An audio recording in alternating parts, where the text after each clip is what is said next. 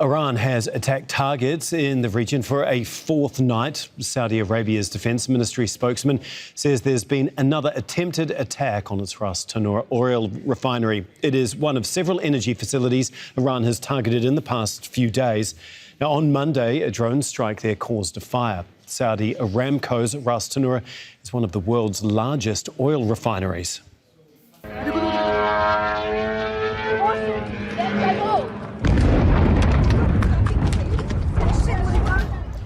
In Dubai, a drone strike hit the US Consulate. It caused a fire, but authorities say it was quickly contained. No injuries have been reported. We're going to go to Zein Basravi, who's in Doha for us. And Zein, if we can, first of all, if you can just update us, if possible, on Ras Tanura in Saudi Arabia. What, if any, damage was done there? Well, from what we understand, Saudi Arabia says that it intercepted a drone attack targeting this huge refinery, the largest one in the Middle East. The statement says Saudi Arabia intercepted a drone attack targeting its massive Ras Tanura refinery. The defense ministry said this followed an earlier hit on the complex that was just 2 days ago. It just sit on the Gulf Coast, so it's not that far across the water from Iran, and has been targeted twice so far in the last 5 days since the war began. The statement goes on to say initial estimates indicate that the attack was carried out by a drone and did not result in any damage. And that's according to a ministry statement. So it seems that they did intercept it before it was able to cause any damage to the refinery, unlike a few days ago when there was a fire and it had to be shut down. And obviously it is not just that refinery. There have been many more attacks right across the Gulf region. I guess many of the countries taking stock of this latest round of attacks by Iran.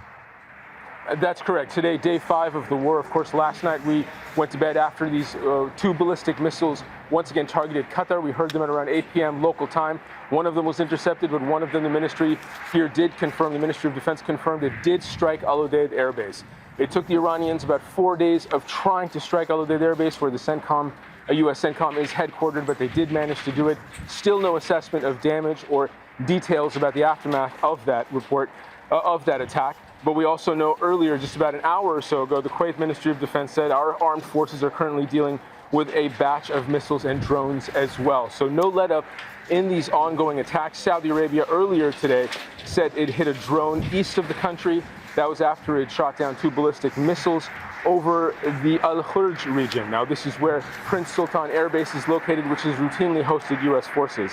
And as these attacks carry on, we're hearing from the Foreign Ministry of Qatar when they are saying that these kinds of things simply threaten good faith and understanding, and the Prime Minister and Minister of Foreign Affairs stressing the need for an immediate cessation of escalation and a return to the negotiating table.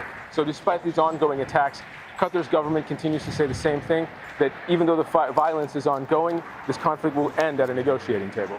OK, thank you so much, Zein. As always, Zein Basravi for us there in Doha.